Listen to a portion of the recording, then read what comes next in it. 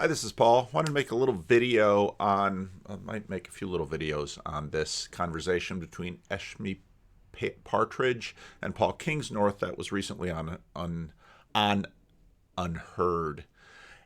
It was a good conversation. It was very interesting. There are a number of quite interesting aspects to it. I want to talk about mysticism. Now, sort of like evangelicalism, mysticism is a word that means has a lot of different meanings to a lot of different people. Regularly we hear, and the quote is brought up by Carl Rayner, right in the question and answer here, that if Christianity is going to be present in the future, it's going to be mystical Christianity, and Paul Kingsnorth agrees. What was so interesting about Paul Kingsnorth's comment is that this is mysticism for everyone. If you read A Secular Age, Charles Taylor, one of the things he talks about in that very large book is Charles Taylor talks about one-speed and two-speed religions. And one of the things that in this moment where we're sort of revisiting a lot of the key frameworks of the Protestant Reformation, but we're doing it 500 years later, it's almost like the church went into it and now the church is coming out of it. And this is where, I'm using this word meta-evangelical. Christian just made, I thought, a good video on meta-evangelical. Someone might call it meta-evangelical. See, technically, if you look at what we call evangelical today, a better technical label for it is neo-evangelical, because evangelical was generally a word used in the Protestant Reformation for reformational churches, especially, let's say, the Lutheran Church. And so a lot of historians looking at the movement that arises in the mid-20th century around figures like Carl F. Henry and Billy Graham that would eventually develop into all sorts of ways and really also kind of get going with the Jesus movement and all of these movements. They tend to be a better label for them as neo-evangelical, but just part of the way that language works is that the neo gets lopped off and it just becomes evangelical. So most of the time, especially in political frameworks, when you hear about evangelicals, you'll hear it as really, again, evangelicalism is much more of a marketplace. It's a religious marketplace. Those are the dynamics. It's not fundamentally, let's say, an ecclesiastical structure. It's much more of a marketplace. And people then access this marketplace in different ways. Now, part of the reason I'm playing with meta, as Christian talked about in his video, maybe I'll drop a little bit of that in here too. Times in the world-ending times that we live in are living through or going through. And I think that's kind of the idea of what's on the other side. We are in an in-between time. We've watched things break down. We've watched institutions crumble, deteriorate. And we're in this digital space trying to make sense of it all. And we're bumping into all sorts of ideas, philosophy, theology, cultures. And as we're passing through this, we are anticipating maybe what is on the other side. So Paul, he's been a very prominent voice, obviously, in this corner, and relating to what was so interesting about the Jordan Peterson phenomenon as it has unfolded. And now, so he's talking to the director of Dallas Jenkins, the director of The Chosen. And I didn't know this. Paul brings it up in this video I have up highlighted, actually, that Dallas Jenkins was, I think it's Timothy B. Jenkins, who was an author for the Left Behind book series, which I read like all of two. There's like 12 or 13 fictional novels, a take on the end times, a very dispensational fiction related to all of that. It was dramatic, and it was connected to these existential anxieties for a whole group, a whole culture of Christianity. And I would say that even helps define many people's theologies today about the end of the world related to Revelation. And it's interesting that his son is now directing The Chosen, this new popular, fiction, dramatized narrative of the Gospels with Jesus Christ. And you have Jordan Peterson starting off in Canada in this very secular modern space, giving lectures to, several thousand people about a psychological perspective on Genesis. And it's on this completely other end of the spectrum, coming out of modernity, coming out of postmodernism and hyper-rationalism. And that's where he's starting. And this is, to me, it's like the snake is almost eating his tail right here when we're coming and talking to evangelical entertainment. And I want to talk about why I think all this stuff goes together and is interesting. I like what Paul is doing here. And Paul, as a quasi-evangelical himself, myself included in that, have lived in doing ministry in that space and never really coming out of it, but always looking at what was taking place with the new atheism and into Peterson, and now into this, the meta crisis and the meaning crisis and cognitive psychology and symbolism and all these, the East and the West, all these things converging, coming together, and creating this soup here in the internet, here in the digital landscape. And what is happening and what is on the other side of that, and what are we going through? It is that, and that I think that's one of the,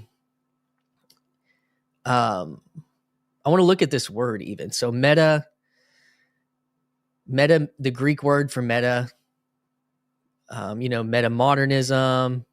Where's the meta? Nate Hiles' conversation with Brendan and Graham Dempsey, and Brendan made the rounds, the meta-modern rounds to the TLC. The Greek word for meta includes after, beside, with, among, beyond, adjacent, self, a later more highly organized or specialized form, situated behind or beyond, occurring later or in succession to. So I don't know what the acronym is, but Graham's comment, but yeah, we have meta, and then Paul's saying jedical. I'm saying meta-evangelical because the Greek word evangelion is where we get the word evangelical from, evangelism, which evangelion refers to the gospel in Christianity. Its direct translation is like good news, and so meta-evangelion is like beyond the news. E meaning like good, good, like the good meal, like the Eucharist. Evangelion, the good news. Well, we have beyond the good news, or adjacent to the good news, or the meta of the good news, beside, after. What is after the good news? And this is where Paul's conversation about with Dallas Jenkins, he talks about the relational ontology of evangelicalism, and I think that the ontology of evangelicalism is the message, not the relationship. It's the message about the relationship. So, people talk about the relationship, you have this thing, but then it's always like, we got to get more people to hear the message about, you've got to get more people to hear the message about the good news more than really the relationship. And you see this played out in parts of like Mormonism's mission and Jehovah's Witness and door-to-door witnessing, which I did some of that when I was a teenager as a Baptist. And get more butts in the seats to hear the good news, and then they'll make the decision. But the thing is that they hear the message, and then even Billy Graham is not, a stadium of 10,000 people isn't about the relationship, it's about the message.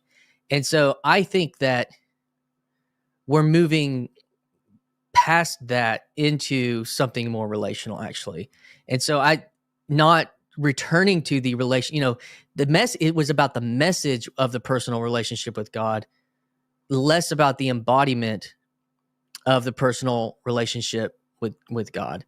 And you get into questions of, okay, what's beyond evangelicalism? Because evangelicalism is sort of breaking up. It's being splintered right now to a degree, partly because of the same-sex marriage fight.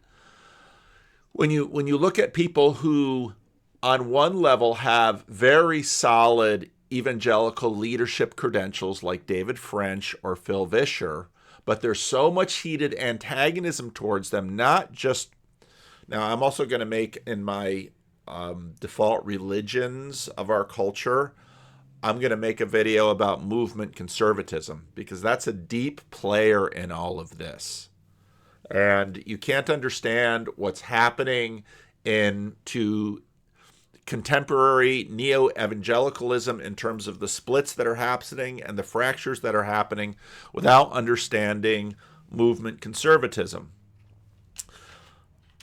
But Paul Kingsnorth isn't talking about that. And part of the reason Paul Kingsnorth is such an intriguing figure is because he's not really a movement conservative at all. He's coming, and this is sort of what kind of this strange IDW moment was about. You had people who were sort of cultural mainliners or even cultural moderate progressives joining movement conservatism. And of course, in many ways, the biggest name in that is Jordan Peterson. And another one of the videos that I want to make is why I regularly hear in the comments, I'm so done with Jordan Peterson. I'm so tired of Jordan Peterson. I think a lot of that is because Jordan Peterson joined movement conservatism.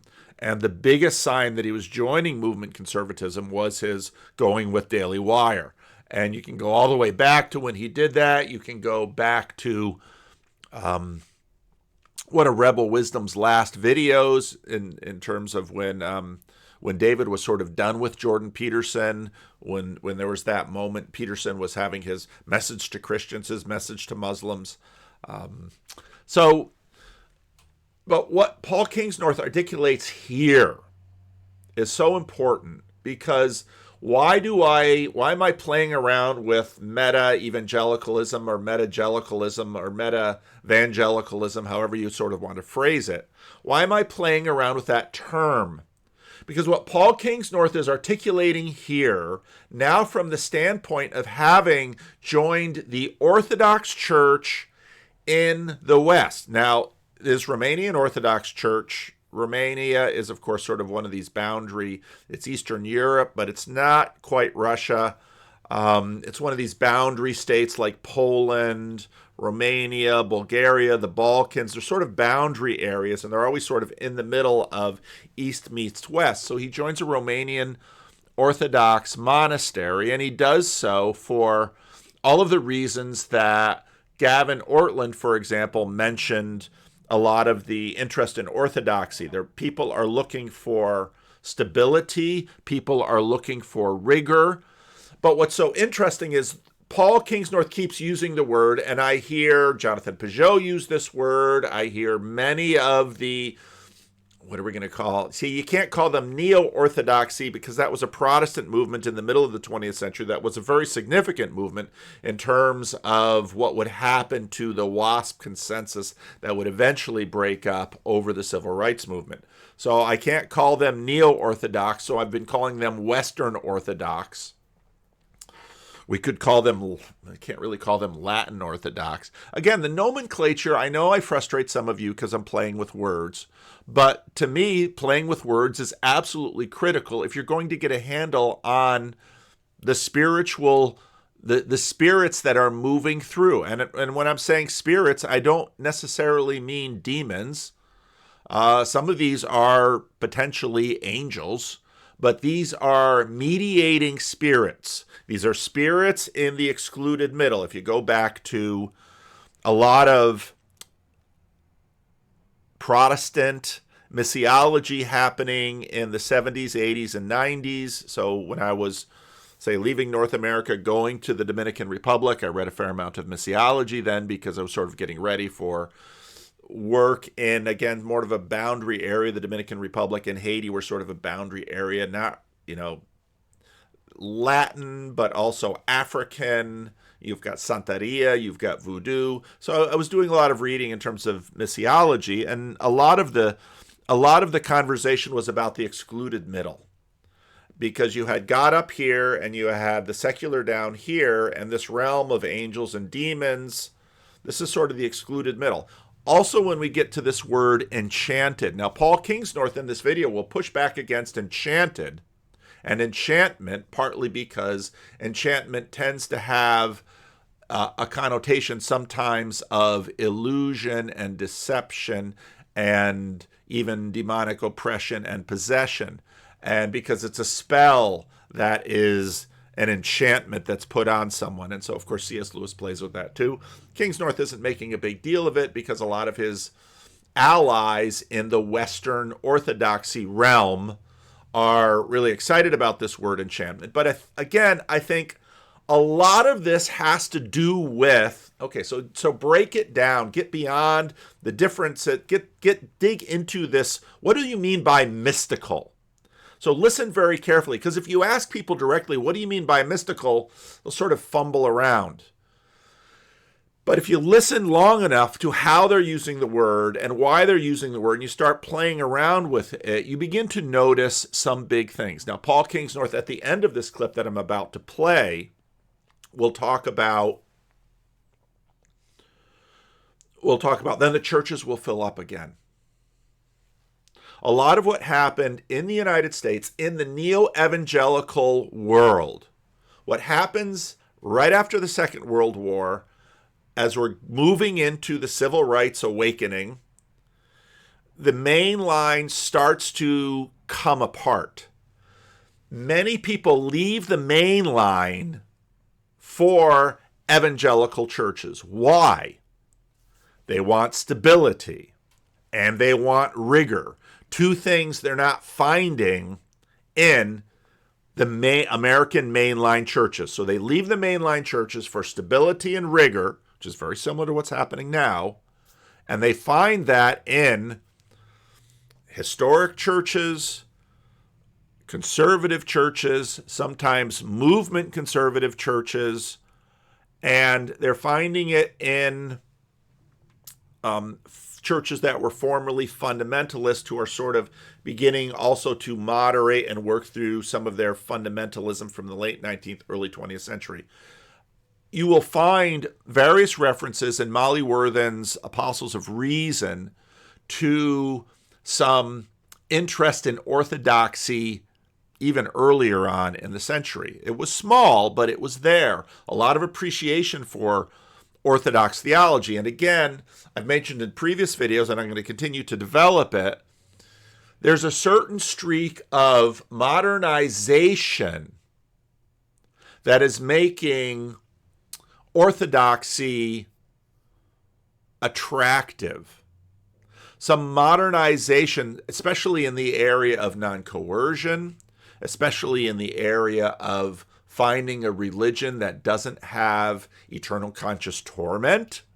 So orthodoxy, this move towards orthodoxy is actually very interesting, because while on one hand it seems like a move towards conservatism, at the same time there's an adaptive function that's going on in it, which can explain people like, let's say, Luke Thompson.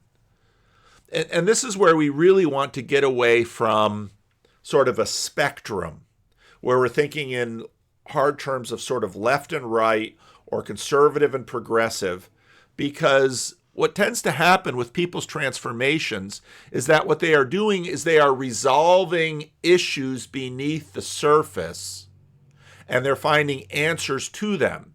And so, for example, things we might label conservative, they're finding answers to conservative issues with a traditionalism, a rigor, a stability. Those are sort of conservative areas. But you've got a lot of pluralistic issues out there that are also bothering people. And Orthodoxy, with its pushing away from penal substitution, pushing away from eternal conscious torment. Now, I don't like eternal conscious torment or penal substitution as terms. I think these terms tend to be much more theologically combative terms, and I don't think there tend to be, you lose accuracy for the sake of polemics with those terms. Not that I'm a skeptic about substitutionary atonement, but you notice, or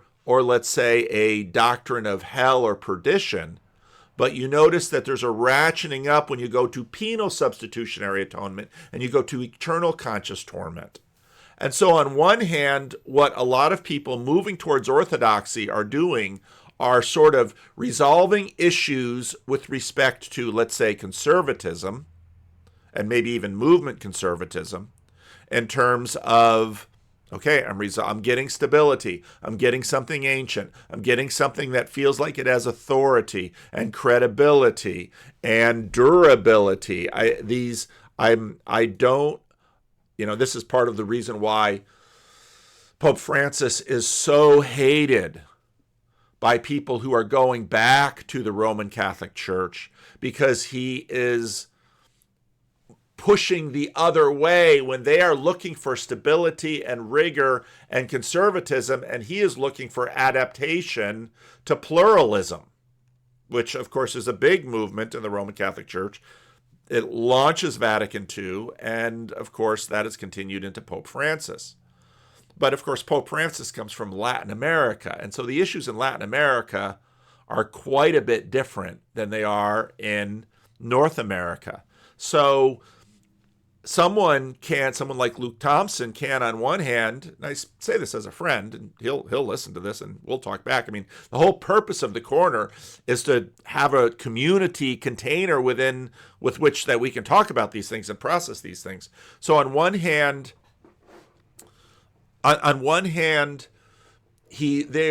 people are resolving conservative stresses within their overall matrix. Okay, here's something with authority. Here's something I submit to. Here's something that at least seems to offer a degree of stability.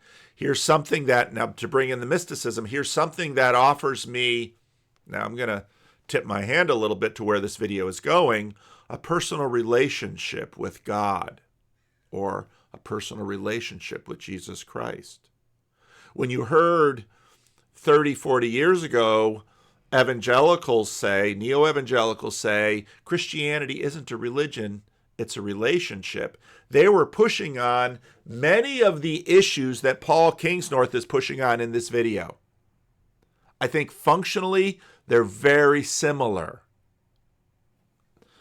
But at the same time, other issues of pluralism, such as what's going to happen to my non-Christian friends? Are they going to be doomed to eternal conscious torment? Well, some ideas of eventual reconciliation that are way in that orthodox storehouse of ideas, you can bring them out. So now you both have the stability and authority. It's bad to try to edit videos while I'm also making a video.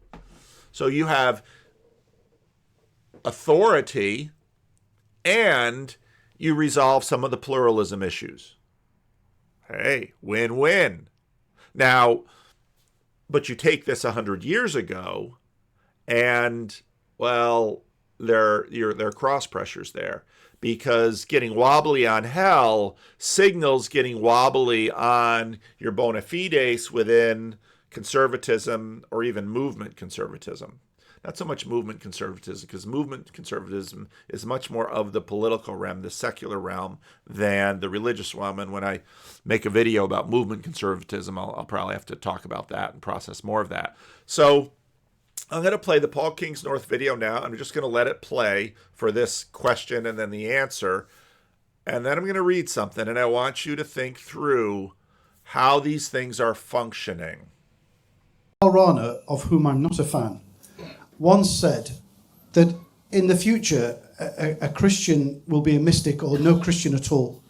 So in the light of what you've said about pseudo-religions and the search for the divine, the transcendent, etc., to what extent do you think those who finally arrive at authentic Christianity will need to arrive at it through a pathway of deep spirituality and mysticism? I'm an Eastern Orthodox Christian for any number of reasons, some of which are kind of prayerful and some of which are rational. It's not that I rationalized my way there. But one reason I'm an Orthodox Christian, I don't say this to diminish any other forms of Christianity, but one reason I'm an Orthodox Christian is that mysticism is still at the heart of Orthodox practice and culture. Whereas in the West, there tends to be an idea that mysticism is something that mystics do. Right, so we have mystics we've all heard about, like Julian of Norwich or Hildegard von Bingen or something, and the rest of us are just sort of doing something a bit less taxing, maybe. But if we say that mysticism is the practice of trying to connect with God, then that's at the heart of the notion of theosis, which is union with God, which is at the heart of Orthodoxy. So that's a long way of saying that Christianity needs to have mysticism in a practical way at its heart every day for everybody. And if it doesn't have that, it's going to die. That's what I think. Now, mysticism is not just something that happens in Eastern Christianity. It's happened right across the Christian faith, especially in the early years of the church. But I feel like in the West, we've lost touch with it. I don't say that to romanticize the Orthodox, many of whom, don't know what mysticism is either. It's a cultural issue. But actually, if you look at the Orthodox faith, the monks on Mount Athos have been guarding mysticism for 1,000 years. So we need a Christianity that has a mystical heart. And that's quite possible in the West, just as it is in the East. But if we don't have that, Christianity and religion will always just descend into the world. If you don't have this connection with God in your prayer life every day, which everyone can do, it's not just a thing that special saintly people do. Everyone's supposed to be aiming to become a saint, by the way. That's the aim of the Christian path. Saints are not just a special elite. If you don't have that, Christianity descends into the world and it becomes politics, or it becomes social activism, or it just becomes a sort of exoteric thing which doesn't mean very much. It just becomes moral teaching, which is what I thought Christianity was when I was growing up. I just thought it was a list of moral lessons that some guy had told us 2,000 years ago, and I didn't see why that really mattered to me. So I think that's true. I think the whole point of a religion is to connect you with God. That's not otherwise, why are we bothering here? What is this? This is not it's not supposed to be a political or a cultural or social thing. It may have those aspects to it, but the whole point of religion is to say, here is God. Here is what God is. Here is what humanity is. Here is how humanity gets back to God because we've fallen away from him. And that's mysticism in a nutshell. So I think that's absolutely right. That's the only way it's going to go. And when Christianity in the West or anywhere else rediscovers its mystical heart, then the church is going to fill up again. That's what's going to go on. So if you want to study neo-evangelicalism and you want to study the primary text, not just, let's say, a history of it from someone like Molly Worthen, definitely read Born Again, Chuck Colson's Born Again. Chuck Colson's Born Again is such a foundational document in terms of this moment that happens in the 1970s, where you have the Watergate crisis, you had the Vietnam crisis, you had that brings in Jimmy Carter, who just passed away. Jimmy Carter was the first so-called born-again American president. And then for the next number of election cycles, you would have at debates or presidential news appearances on television news, I remember Ronald Reagan getting asked, "Are you born again?" That was such a key movement in the United States at that moment. And I think in many moments, that moment is very parallel to what we have going on right here. But instead of people going to the Vineyard, going to a Southern Baptist, going to, let's say, conservative breakoffs of Presbyterian, like the Evangelical Presbyterian, the PCA, from the PCUSA, a bunch of these new movements that happen because they are looking for exactly what Paul Kingsnorth is talking about, mysticism, that direction between God, filling up the excluded middle in missiological terms. It's the same issue. So I'm going to read a little bit of this, one of these defining moments for Chuck Colson. Now, Chuck Colson was, it was so-called Richard Nixon's hatchet man in the White House.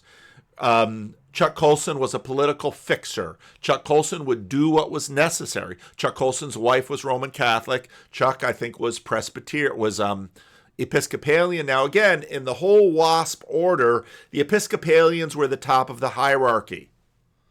And Presbyterians was sort of next, and then Methodists were below. And then you sort of have a cutoff, and then you're going to get the fundamentalists, you're going to get the charismatics, you're going to get the really conservative Presbyterians, you're going to get the Baptists, Southern Baptists, and so there you have these sort of this two-stage. You have the mainline, Lutherans are mainline, but then there's usually sort of other versions of these mainline churches that are below. And so later on, when you get the split off of the Anglican Church in North America, that's sort of a late movement of everything that had been happening in the 20th century, where you have these churches that are looking for more stability, they're looking for more rigor, but some of them are looking for, let's call it, mysticism. It's the new word.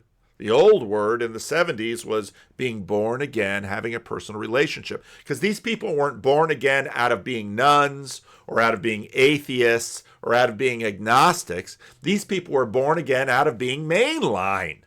Because when Paul Kingsnorth in this video talks a little disparagingly about the Church of England, establishment churches, it is a very, very similar dynamic to what happened in the 70s and 80s, 60s, 70s, and 80s, with the main line to the rise of the neo-evangelicals.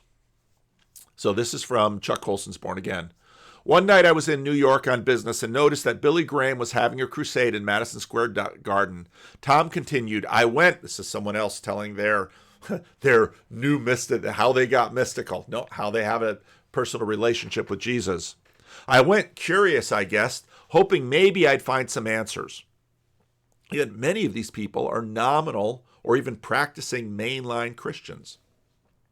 What Graham said that night put it all into place for me. I saw what was missing, the personal relationship with Jesus Christ. The fact that I hadn't ever asked him into my life. I hadn't turned my life over to him.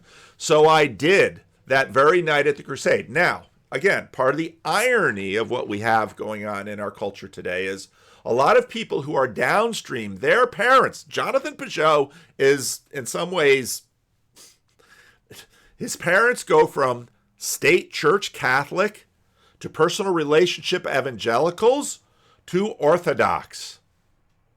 I mean, and what in a sense some of these people are getting from Orthodoxy is what their parents got from evangelicalism. Tom's tall, gangling frame leaned towards me, silhouetted by the yellow light behind him. Though his face was shaded, I could see his eyes begin to glisten, and his voice became softer.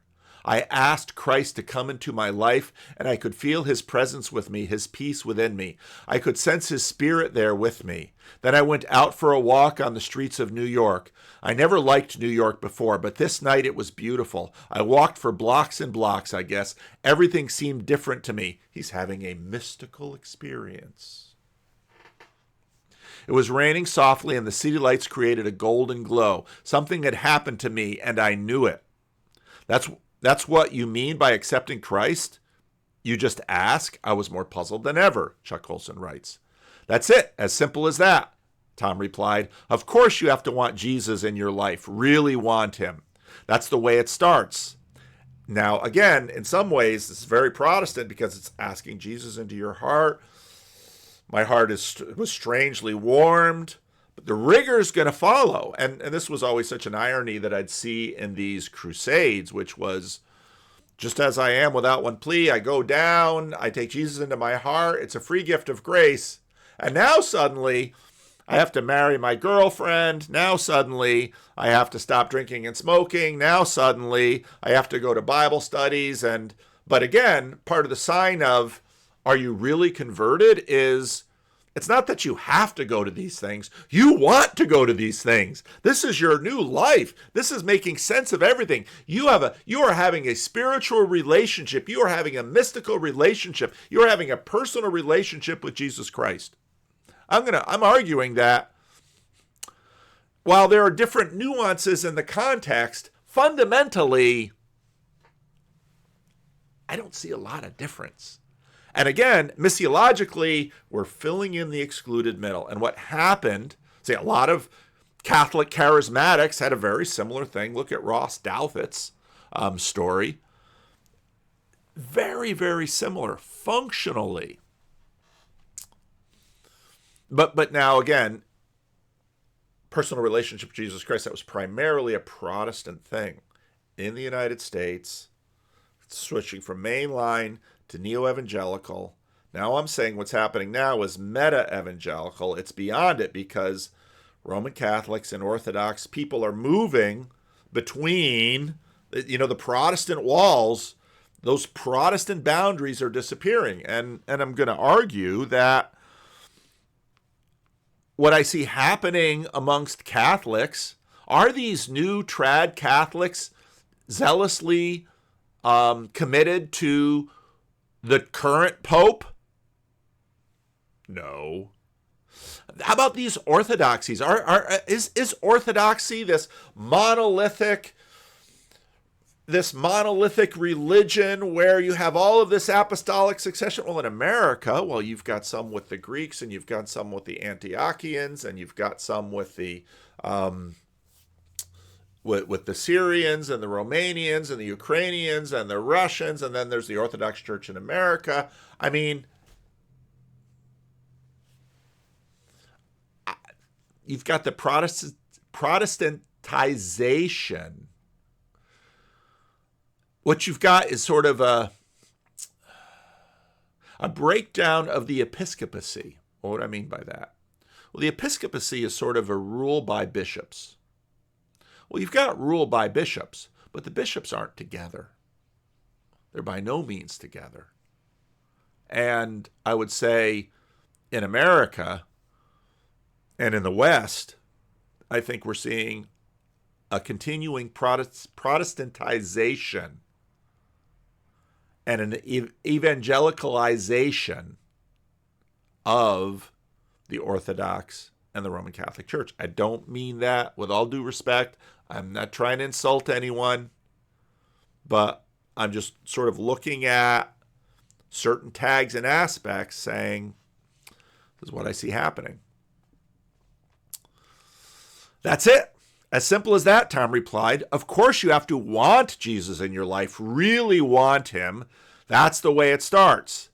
And let me tell you, things then begin to change. Since then I have a satisfaction and a joy about living that I simply never knew was possible. To me, Jesus had always been a historical figure, but Tom explained that you could hardly invite him into your life if you don't believe that he is alive today and that his spirit is a part of today's scene. Oh, this is so 70s and 80s. It's part of today's scene, man. I was moved by Tom's story, even though I couldn't imagine how such a miraculous change could take place in such a simple way. And in some ways, part of what is going on with Orthodoxy is you've got the catechesis, you've got the rigor. People are looking for that. And so there's a skepticism about some of what they saw in the 70s, but I think it's a doubling down on many of the same things. I was moved by Tom's story, even though I couldn't imagine how such a miraculous change could take place in such a simple way. Yet the excitement in Tom's voice as he described his experience was convincing, and Tom was indeed different, more alive, mystical.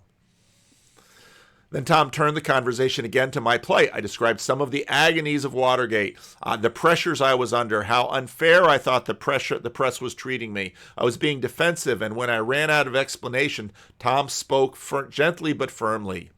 You know that I supported Nixon in the past election, but you guys made a serious mistake. You would have won the election without any of the hanky-panky. Watergate and the dirty tricks were so unnecessary, and it was wrong, just plain wrong. You didn't have to do it. Tom was leaning forwards, elbows on his knees, his hands stretched forward, almost as if he was trying to reach out for me. There was an urgent appeal in his eyes. Don't you understand that? He asked, with such genuine feeling that I couldn't take offense. If only you had believed in the righteousness of your cause, none of this would have been necessary. None of this would have happened. The problem with all of you, including you, Chuck, you simply had to go for the other guy's jugular. You had to try to destroy your enemies. You had to destroy them because you couldn't trust in yourselves. The heat at that moment seemed unbearable as I wiped away tears of perspiration over my lip. The iced tea was soothing as I sipped it. Although Tom's point hitting home so painfully, I longed for a scotch and soda. You're going to pull back from the alcohol. Again, other changes. With a change like that, there's always continuity and discontinuity. The world of us against them, as we saw it from our insulated White House enclave, the Nixon White House against the world, insecure about our cause, our overkill approach was a way to play it safe. And yet, anyway, they're going to go on and process this. But I hope you can see the commonalities. And again, they filled up the churches. If you look at the rise of evangelicalism, the 60s, 70s, 80s, 90s, aughts, serious movement. And in many ways, what we're seeing is another generational transfer. And it's going towards Orthodoxy, Catholicism, Anglicanism. They've sort of, people who were raised on the drums and guitar are moving towards more liturgy. But at the same time, as I've noticed before, I talked about the fact that I'm also seeing people, let's say immigrants that come here with Orthodoxy that are raised in it. Well, what are they doing? Some of them, they're moving towards big sound, guitars, drums, expressive. They don't see the mystical aspects of Orthodoxy. They don't see the monks as, supporting the world. They see that as just dry, dead, the kind of stuff that in the 50s, 60s, and 70s people looked at the mainline as. And when you listen to Paul Kingsnorth make his point about it just going and becoming political, again, it's complete reverb of what we saw in the movement from the mainline to the neo-evangelical. So I don't know how long this video is, but we'll see if I play it today or play it tomorrow. We'll see. Anyway, point I wanted to make. Leave a comment.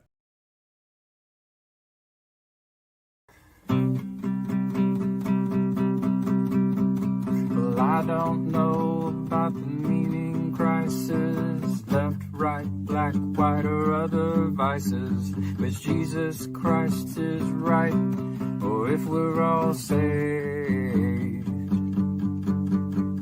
From my perspective, our propositions participate procedurally, running in circles. Remember in body, we're in the age of decay.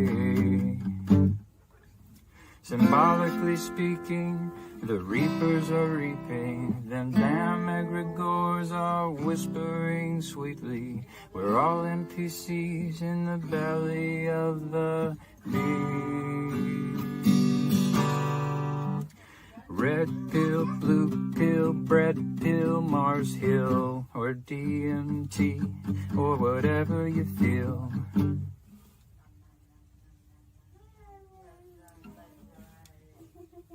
Got one and number two, it's all the same damn thing. So clean your room, repent on Zoom, ontology for dummies, a bird's eye view. 'Cause if you really knew, could you really even say? Totally depraved, all totally saved, a total disposition from the bed we all made. Or is it the elect, or are we just insane?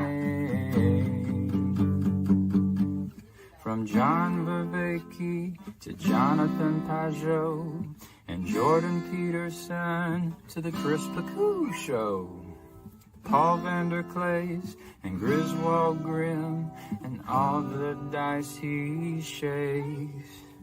This estuary ditty is a little bit cringy, ain't quite the U-shaped or the hero's journey.